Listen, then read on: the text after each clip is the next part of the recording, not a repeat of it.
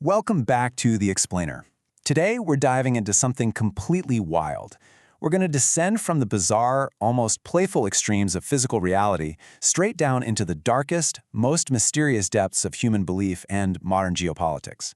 We're looking at some absolutely fascinating source material today that connects the very limits of our physical world with the psychological extremes of human history. Here's the roadmap for today. We'll start with extreme physics, move into bizarre accidents, and then take a deep dive into ancient cults, the global history of blood, and finally, modern mysteries. All right, kicking things off with Section 1, Extreme Physics and Hypotheticals. So, could you cook a steak just by dropping it from space? I know, it sounds crazy, but our sources actually dug into this exact hypothetical. If you tossed a raw steak from 155 miles up, the compressed air in front of it would squash so hard it would create thousands of degrees of intense heat. But here's the catch. That steak is also slamming into freezing, icy winds as it falls. The result? The heat only clings to the very surface. You'd basically get a steak that's charred on the outside and literally frozen solid on the inside. And this kind of highlights a huge misconception about how physics actually works. Think about it. If you dump a giant bucket of water on a normal campfire, it cools the fuel, blocks the oxygen, and goes out, right? But what if you poured an ocean of water onto the sun? You wouldn't put it out at all.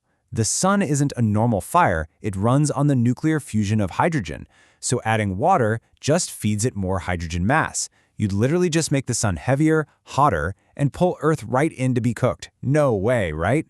The big takeaway here is that physical forces change things entirely based on what those things are made of. Our sources use this really great analogy. When you drop a potato into boiling water, it breaks down and gets soft. When you drop a fragile egg into that same boiling water, it hardens. But if you drop coffee beans into boiling water, they don't just react, they transform the water itself.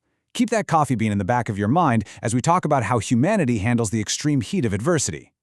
Moving right along to Section 2, Bizarre Accidents and Survival. 14. That is a number to remember. During the terrifying collapse of the Twin Towers on 9/11, as the massive structure came down, it incredibly didn't fall perfectly straight. Research shows the floors actually shifted unevenly, tilting some of that immense weight outward.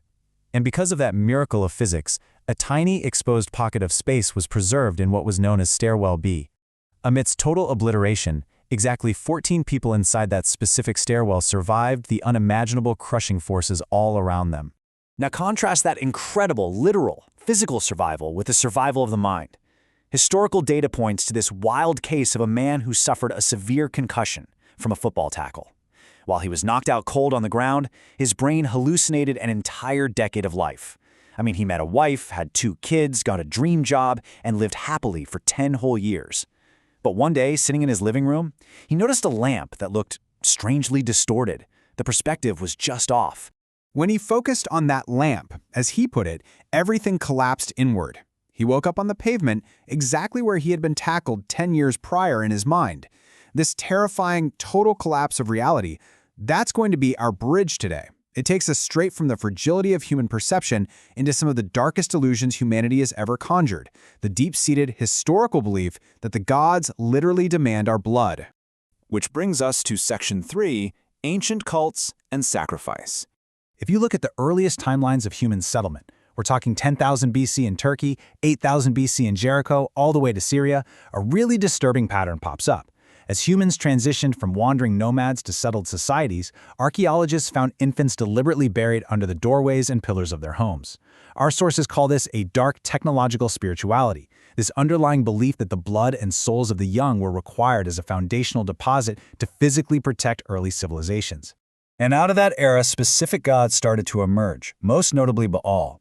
In the ancient Levant, the Canaanites worship Baal as a god of storms and fertility.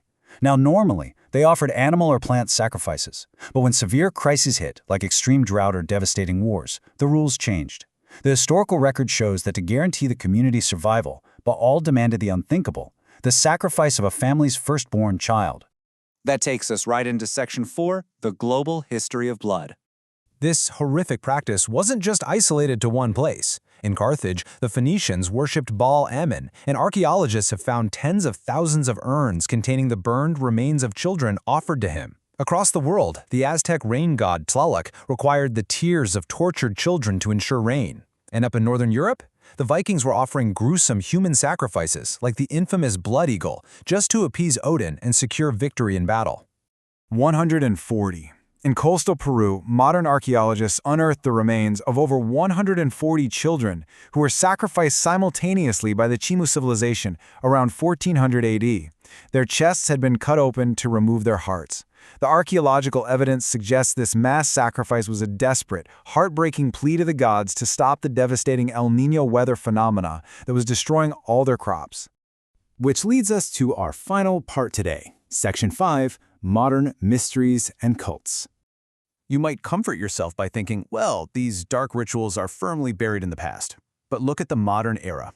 In the 1980s, the McMartin preschool trial kicked off a massive global satanic panic. In 1989, police uncovered the very real Matamoros narco cult in Mexico, practicing human sacrifice for magical protection.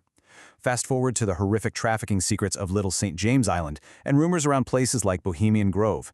Dark accusations regarding the exploitation of the vulnerable remain globally prevalent today. Commentators in our source materials suggest something really fascinating here. They argue that the ancient name Baal has actually reemerged, but today it's used as a metaphorical symbol. It represents elite circles, unchecked wealth, and the ultimate exploitation of the innocent on the altar of absolute power and greed. Our sources draw a highly politically charged, yet striking parallel regarding modern conflict. On one side, you have ancient physical sacrifices to literal idols to control the weather or win a war. On the other side, you have modern geopolitics, where metaphorical idols of regional dominance demand massive civilian casualties. We are impartially reporting the sources' framing here, but they suggest that the mechanics of power and sacrifice haven't disappeared, they've simply evolved. And we actually saw this symbolism play out in a very literal way recently. Amidst massive internal protests and regional tensions, Iranian demonstrators were seen building and then burning a giant, monstrous statue of the ancient deity Baal. Research indicates this act symbolized their fight against the people they view as the modern followers of this dark, exploitative ideology. According to the specific historical framing provided in our sources, as conflicts deepened between Iran, the US, and Israel, a devastating strike hit a girls' primary school in the Iranian city of Minab. The source states that over 160 children were killed in an instant. In its analysis, the source explicitly likens this tragic, heartbreaking loss of life to those ancient, horrific sacrifices offered to gods of war and power.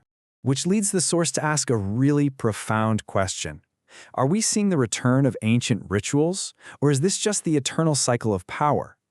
The argument being made is that elite corruption and the massive civilian tolls of modern warfare might simply be a return to the worship of Baal, just disguised under the sterile diplomatic language of modern geopolitics.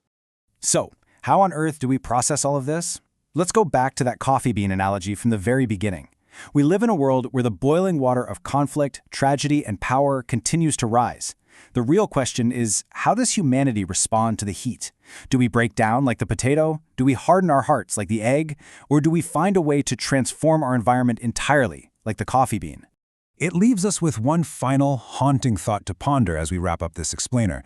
When humanity is handed absolute power, have we actually evolved past our darkest instincts? Or have we merely changed the names of the gods we sacrifice to? Thank you so much for joining me on this deep dive. Take care and keep questioning the world around you.